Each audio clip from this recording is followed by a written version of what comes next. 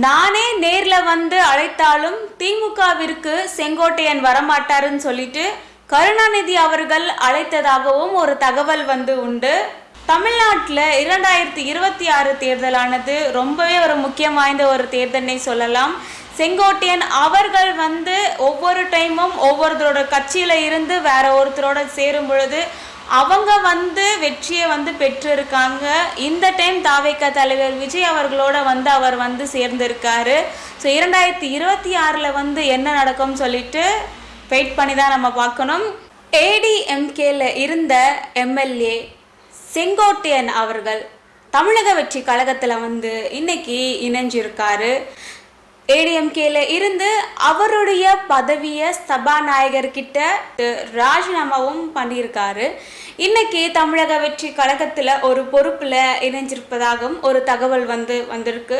முதல்ல யார் இந்த செங்கோட்டையன், அவருக்கு என்ன விதமான ஒரு பொறுப்புகள் கொடுக்கப்படும், அவருடைய ஹிஸ்ட்ரி என்ன, அவருடைய ஃப்ளாஷ்பேக் என்னன்றதை பற்றி இந்த ஒரு வீடியோவில் பார்த்து தெரிஞ்சுக்கலாம். வாங்க. வணக்கம் and welcome back to Sukanya the journalist. தமிழக வெற்றி கழகத்தில் இருந்து செங்கோட்டையன் அவர்களுக்கு எந்த ஒரு பொறுப்பை கொடுக்கலாம்ன்ற ஒரு முதற்கட்ட ஆலோசனைகள் எல்லாமே நடந்துச்சு. ஸோ அதன்படி செங்கோட்டையன் அவர்களுக்கு நிர்வாக குழு ஒருங்கிணைப்பாளர் பதவி வழங்கி இருப்பதாக ஒரு தகவல் வெளியே வந்திருக்கு. அதிமுகவுடைய ஒரு மூத்த தலைவர்னே சொல்லலாம். அதிமுகவில் தொண்டர்களோடு ஒரு தொண்டராக பணியாற்றியவர் தான் செங்கோட்டையன் அவர்கள். பதவிக்காக ஆசைப்பட்டது இல்லை, அதிமுக இயக்கம் ஒன்றாக இருப்பதற்காக பாடுபட்டவர். தலைமை பதவிக்காக ஆசைப்படாதவர், தொண்டனாக இருந்து தொண்டர்களோடு பணியாற்றியவர். யார் இந்த செங்கோட்டையன்? செங்கோட்டையன் அவர்களுடைய ஃப்ளாஷ்பேக் என்ன? தன்னுடைய 25 வயதுல எம்ஜிஆர் அவர்களால் ஈர்க்கப்பட்டவர் தான் கேஏஎஸ். அரசியல்ல இருக்கிறவங்க கேஏஎஸ் தான் அழைப்பாங்க. 1972 செங்கோட்டையனுடைய அரசியல் பயணமானது தொடங்கி இருக்கு. அன்றுல இருந்து இன்னைக்கு வரைக்கும் அவருடைய அரசியல் ஜேர்னியானது பயணிச்சுட்டே தான் இருக்கு. முதல்ல எம்ஜிஆர் மன்ற மாவட்ட செயலாளர் பதவி தான் அவருக்கு கொடுக்கப்பட்டது. அதன் பிறகு பல பொதுக்குழுக்கள் எல்லாமே செங்கோட்டையன் அவர்கள் நடத்தியிருக்காரு. 1977 சட்டசபை தேர்தல் சத்தியமங்கம் தொகுதியில போட்டியிடுறாரு. அந்த டைம்ல காங்கிரஸ் உடைய கோட்டைனை சொல்லலாம் சத்தியமங்கலம் தொகுதி.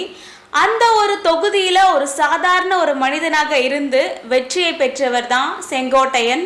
அதிலிருந்து கோபி தொகுதியில அன்றிலிருந்து இப்ப வரைக்கும் வெற்றியை பெற்றுட்டு இருக்காரு செங்கோட்டையன். எம்ஜிஆர் அவரது மறைவிற்கு பிறகு யாரு கட்சியோட தலைமை பொறுப்பை ஏற்றுப்பாங்கன்ற அந்த ஒரு கன்ஃபியூஷன் எல்லாமே வரும் பொழுது செங்கோட்டையன் அவர்கள் ஜெயலலிதாவிற்கு ஆதரவாக இருந்திருக்காரு.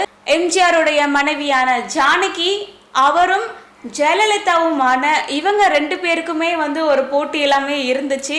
ஸோ அந்த டைம்ல இரட்டை இலை சின்னத்தை கொடுக்கல. ஸோ ஜானகி அவர்களுக்கு 2 புறாவையும் ஜெயலலிதா அவர்களுக்கு ஒரு சேவல் சின்னத்தையுமே கொடுத்திருந்தாங்க. அந்த ஒரு சேவல் சின்னத்துல ஜெயலலிதா அவர்கள் வெற்றி பெற்றிருந்தாங்க. அதன் பிறகு ஜானகி அவர்களுமே அரசியல் வாரிசாக அவங்களே அறிவிச்சிட்டு அவங்க விலகி இருந்தாங்க. அதன் பிறகு ஜெயலலிதா அவர்கள் தான் அதிமுகவை வழிநடத்தி இருந்தாங்க.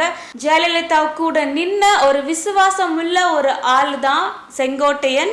1991 அதிமுக ஆட்சியை அமைக்கிறாங்க. 1996 அதிமுகவுக்கான தோல்வி வருது. அந்த டைம்ல பல வழக்குகளால பலரும் அந்த கட்சியை விட்டுட்டு ஓடிட்டாங்க. அந்த ஒரு டைம்லையும் செங்கோட்டையன் அவர்கள் ஏடிஎம்கேல இருந்து விலகாம ஜெயலலிதா அவர்களுக்கு ஒரு நம்பிக்கை நட்சத்திரமாக இருந்திருக்காரு. செங்கோட்டையன் அவர்கள் பொதுக்குழுக்களை நடத்துவது, எந்த ஒரு லொகேஷன்ல நடத்தலாம், எந்த இடத்துல மைக் மேடை போடுறது, எப்படி ஒரு கூட்டங்களை சேர்ப்பது போன்ற இந்த மாதிரியான ஒரு ஒத்திகைகள் எல்லாமே அவர் முன்கூட்டியே வந்து நடத்தியிருப்பாரு. முன்கூட்டியே எல்லா இடத்துலையுமே வந்து அவர் போய் செக் பண்ணிட்டு தான் அடுத்த நாள் அவர் வந்து தூங்குவார். அந்த அளவுக்கு அவருடைய எஃபோர்ட் ஆனது அதிமுகவில் ஜெயலலிதா அவர்கள் இருக்கும் பொழுது இருந்திருக்கு. மதுரையில் ஒரு மாநாடு நடத்தியிருந்தாங்க. அந்த டைம்ல ஜெயலலிதா அவர்களை ஹெலிகாப்டர் மூலமாக பார்வையிட செஞ்சிருக்காரு செங்கோட்டையன். 2011 தனிப்பட்ட காரணங்களால ஜெயலலிதா அவர்களால எம்எல்ஏ பதவியில இருந்து செங்கோட்டையன் அவர்கள் நீக்கப்பட்டிருக்காரு. அதன் பிறகு ஜெயலலிதா மறைவிற்கு பிறகு தலைமை ஏற்கும் வாய்ப்பானது அவருக்கு கிடைத்திருக்கிறது. ஸோ அதனையுமே வந்து அவர் எடப்பாடிக்காக விட்டு கொடுத்திருக்காரு. இபிஎஸ் அவருடைய 4.5 வருஷ ஆட்சியில பள்ளி கல்வித்துறை அமைச்சராகவும் செங்கோட்டையன் அவர் வந்து இருந்திருக்காரு. ஒரு தொண்டரோடு தொண்டனாக இருந்து பணியாற்றியிருக்காரு. தலைமை பொறுப்புக்கான ஒரு ஆசையை வந்து வைத்து கொள்ளாதவர்னே பார்க்கப்படுகிறது. செங்கோட்டையனை கட்சியிலிருந்து நீக்குவதற்கான காரணம் என்ன? செங்கோட்டையன் அவர்களுக்கும் பொதுச் செயலாளரான எடப்பாடி பழனிசாமி அவருக்கும் இவங்க 2 பேருக்குள்ள ஒரு கருத்து வேறுபாடு வந்து இருந்திருக்கு. கடந்த அக்டோபர் 30 ஓபிஎஸ் அவர்கள் வந்து நீக்கப்பட்டிருந்தாங்க. அவர் டிடிவி தினகரனுடன் இணைந்து தேவர் குரு பூஜைக்கு வந்திருந்தாரு. இந்த ஒரு சிச்சுவேஷன்ல கட்சியில இருந்து நீக்கப்பட்டவர்களை எல்லாருமே ஒன்றிணைப்பேன்னு சொல்லிட்டு செங்கோட்டையன் அவர்கள் வந்து சொல்லியிருந்தாரு. அதன் பிறகு எடப்பாடி அவர்கள் செங்கோட்டையன் அவர்களை பதவியில இருந்து நீக்கம் செஞ்சிருந்தாரு. அதனை தொடர்ந்து சபாநாயகரிடம் இவருமே அவருடைய பதவியை ராஜினாமா செஞ்சிருந்தாரு. தற்போது தாவேகாவில் இணைஞ்சிருக்காரு. ஸோ இவர் வந்து ஒரு 50 ஆண்டு காலத்திற்கும் மேலான ஒரு அரசியல் நாலேஜை கொண்ட ஒருத்தர்னே சொல்லலாம். தமிழ்நாட்டில் எந்தெந்த ஒரு ஏரியா யாரெல்லாம் அதிமுகவில் இருக்காங்கன்ற ஒவ்வொருத்தருடைய பேருமே வந்து அவர் ஃபிங்கர் டிப்ஸில் வச்சிருப்பாருன்னு பார்க்கப்படுகிறது. 50 இயர்ஸ்க்கு மேலே இருக்கிற இவருக்கு பொலிட்டிக்கல் ரிலேட்டடாக நாலேஜுமே அதிகமாகவே வந்து இருக்கும். அண்ட் அதை எப்படி ஹேண்டில் பண்ணுறதுமே வந்து அவருக்கு வந்து தெரிஞ்சிருக்கும். செங்கோட்டையன் அவர்கள் தமிழக வெற்றி கழகத்தில் இணைந்ததுனால தமிழக வெற்றி கழகத்துக்கு வந்து இது ஒரு அட்வான்டேஜஸாக பார்க்கப்படுகிறதான்ற மாதிரியான ஒரு சில கருத்துக்கள் எல்லாமே வந்து சோஷியல் மீடியாஸ்ல பேசிட்டு வந்துட்டு இருக்காங்க. ஸோ இவருடைய அரசியல் எக்ஸ்பீரியன்ஸை வச்சு பல விஷயங்களை கட்சி ரிலேட்டடா இவர் வந்து பண்ண முடியும்ன்ற எல்லாமே பார்க்கப்படுகிறது. தாவேகாவில் செங்கோட்டையன் இணைஞ்சதுனால திமுக, அதிமுக, பாஜக கட்சிகளுக்கு இவர் தாவேகால இணைஞ்சது வந்து ஒரு ஆபத்தான ஒரு விஷயமான்னு சொல்லிட்டு மக்கள் பேசிட்டு இருக்காங்க. புதுச்சேரி மாநில பாஜக முன்னாள் தலைவரான சுவாமிநாதன் அவர்களுமே இன்னைக்கு தாவேகாவில் இணைகிறாங்க. பல கட்சி தலைவர்கள் வந்து இந்த ஒரு சம்பவத்திற்கான விமர்சனங்கள், கருத்துக்களை எல்லாமே வந்து சொல்லிட்டு இருக்காங்க. திருமாவளவன் அவர்கள் வந்து என்ன சொல்லியிருக்காருன்னா, தாவேகாவோட தலைவர் விஜய் அவர்கள் வந்து பாஜகவிடம் இருந்து எச்சரிக்கையாக இருக்க வேண்டும்னு சொல்லியிருக்காரு. விஜய்க்கு நல்லதுதான், ஆனா செங்கோட்டையன் அவருக்கு இது வந்து ஒரு கேம்லிங் தான். ஓபிஎஸ் அவர்களை நம்பி எதுவும் செய்ய முடியாது. சசிகலா அவர்கள் வந்து கட்சியில இருந்தே ஒதுங்கி விட்டாங்க. டிடிவி தினகரனை மட்டும் வைத்து எதுவும் செய்ய முடியாதுன்னு சொல்லிட்டு மூத்த பத்திரிகையாளரான ஆர்.கே. ராதாகிருஷ்ணன் அவர்கள் வந்து கூறியிருக்காரு.